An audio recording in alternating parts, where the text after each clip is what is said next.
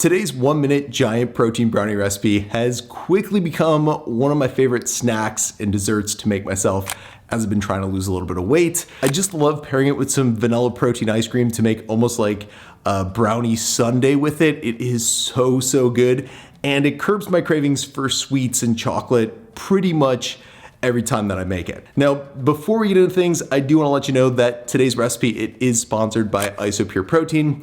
As a lot of you guys know, I love using their low carb and zero carb proteins in a lot of different recipes, and today's protein brownie recipe is no different. We're gonna be using their chocolate protein as one of the main ingredients for today's protein brownie recipe.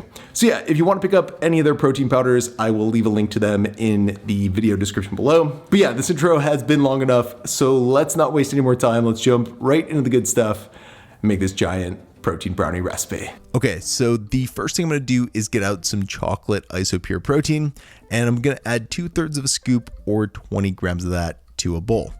Then after I've added that in there, I'm gonna add a 1.5 tablespoons of Vital Wheat gluten. Anyway, the next thing I'm gonna do is add about 1/4 cup or 36 grams of a 0-calorie sweetener.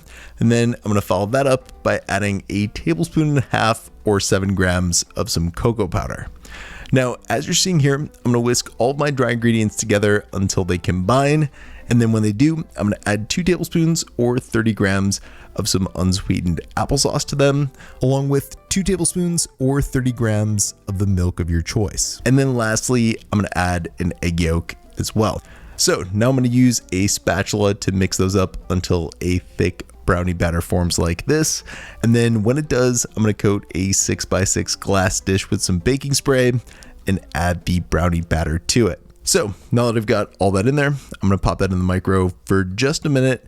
And I highly recommend keeping the middle of the brownie just a little underdone when you're cooking it in there, because 1, it'll ensure that you don't overcook the brownie, and 2, the warm, melty, fudgy center pairs unbelievably well with some cold vanilla protein ice cream. Anyway, that's today's recipe. I hope you guys enjoy it. As always, for the full recipe and the macros, check out the video description below, and I will see you in the next one.